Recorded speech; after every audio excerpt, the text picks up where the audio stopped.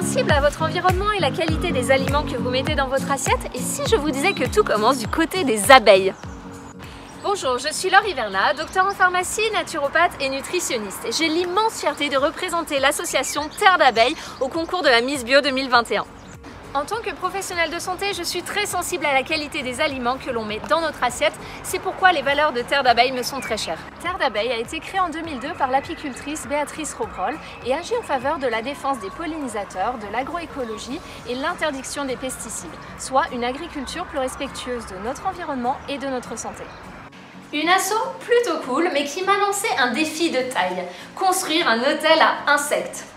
Donc si comme moi vous avez deux mains gauches mais une grande envie de faire bouger les choses, retroussez vos manches, je vous embarque dans un tuto de folie pour construire ce petit hôtel à insectes et aider notre planète à se repeupler de ces petites bêtes. Mes talents de bricoleuse sont très limités et je n'ai pas beaucoup d'outils à portée de main. Donc pas de panique, si j'y arrive, tout le monde peut y arriver. C'est parti!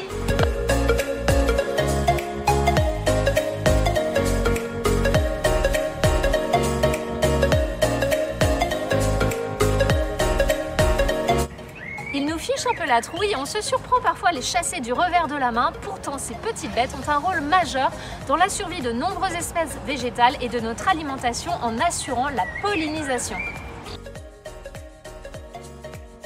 La pollinisation est un processus qui permet la reproduction des plantes. Et oui, les plantes aussi se reproduisent.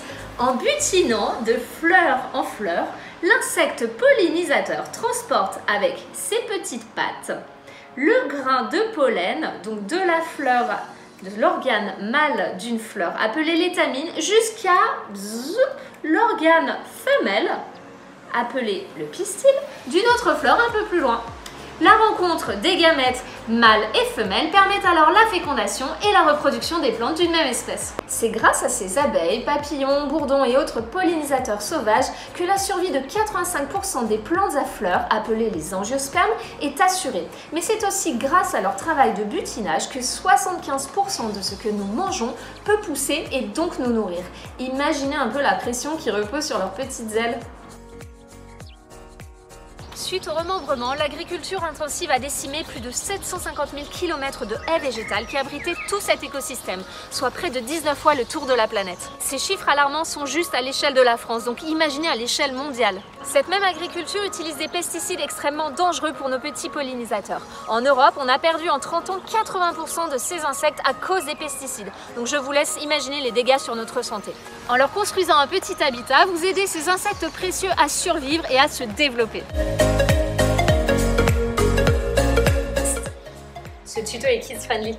Place au tuto. Pour réaliser notre hôtel à insectes, nous allons nous munir de plusieurs matériaux naturels et de récup que l'on trouve très facilement dans notre quotidien. Pour la structure, une cagette en bois. Allez voir votre maraîcher du coin, il sera ravi de vous en troquer quelques-unes. Il nous faut une profondeur au minimum de 15 cm pour offrir quelques centimètres carrés sympas, sinon ce sera la crise du logement. Et vous pouvez aussi avoir quelques petites planchettes supplémentaires. Malgré le fait qu'il n'y aura pas d'ascenseur, on peut toujours créer des petits étages pour nos insectes. Les compartiments. Redonnez une seconde vie à vos emballages. Ils nous permettront de compartimenter ce petit hôtel pour que chaque insecte ait son petit chez soi. Comme on dit chez les pollinisateurs, chacun chez soi et le pollen sera bien gardé. Donc pour ces compartiments, j'ai choisi des boîtes de conserve, boîtes d'œufs. Vous pouvez également prendre un pot en verre comme un pot de confiture. Donc c'est vraiment suivant ce que vous avez chez vous. Et pour la boîte d'œufs, on va réaliser, ce sera la chambre des papillons. On va réaliser une toute petite fente comme ceci avec la pointe des ciseaux. Comme une petite tirelire en fait. L'objectif, c'est de pouvoir faire une petite porte d'entrée accessible que aux papillons.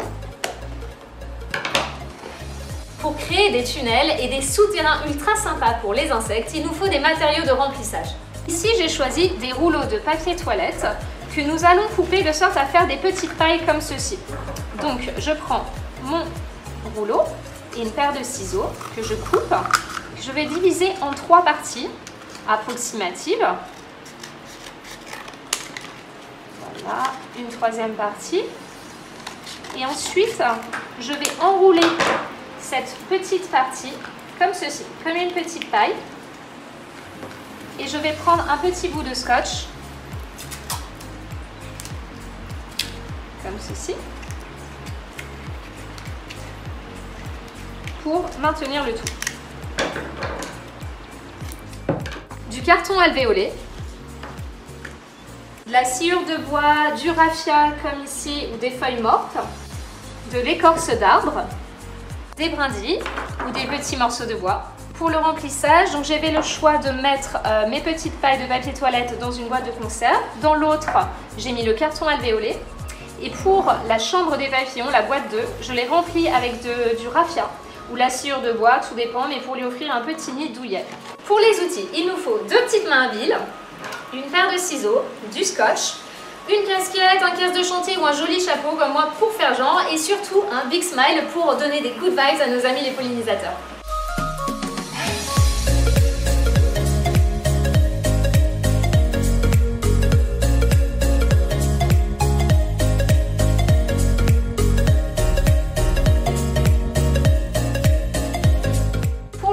Vous pouvez utiliser des restes de tuiles ou du râpe de carrelage, et si vous n'avez rien de tout ça, vous pouvez également utiliser une planche en bois que vous enveloppez, donc soit avec une nappe cirée, un vieil imperméable que vous n'utilisez plus, ou au pire des cas un sac un peu funky comme ici. Et pour que tout puisse tenir, vous pouvez poser 2 grosses pierres dessus pour vraiment solidifier la structure. On veut inscrire ce projet dans la durabilité. Il doit donc résister aux intempéries. Pour cela, si vous le mettez au sol, il va falloir le surélever à l'aide de briques ou de moellons pour éviter l'infiltration et l'inondation à la cave. Si vous habitez en ville où vous n'avez pas de jardin, pas de panique. Le format mini cagette ou une simple boîte de conserve remplie de petites brindilles comme ici suffit à faire l'affaire, donc pas d'excuses. Zoom sur la star des pollinisateurs, l'abeille. Ultra organisée, l'abeille est le meilleur architecte au monde. La construction de ses alvéoles à géométrie parfaite lui confère une résistance phénoménale. Son sens de l'orientation est des plus développés.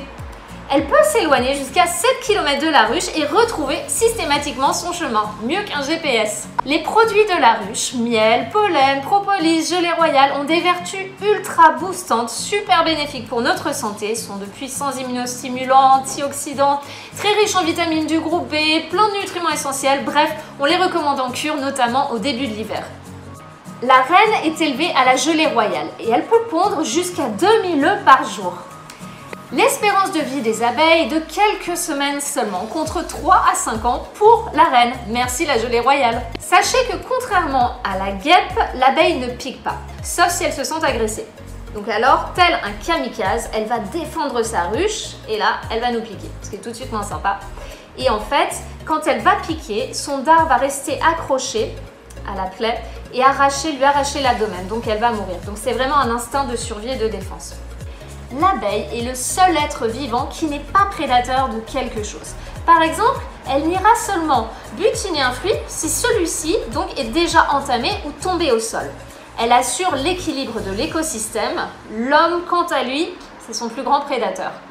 En plus des fruits, des légumes, des céréales, des légumineuses, saviez-vous que votre café est pollinisé par les abeilles, votre chocolat est pollinisé par les abeilles et même votre infusion du soir est pollinisée par les abeilles? Ou en gros, sans les abeilles, votre assiette serait bien vide. Einstein, notre fameux Albert, aurait même dit que si l'abeille venait à disparaître, l'homme n'aurait plus que 4 années à vivre. Incroyable. Afin de soutenir la belle cause environnementale de Terre d'abeilles, votez pour votre Miss Bio 2021 préférée, votez pour moi, sauvons les abeilles!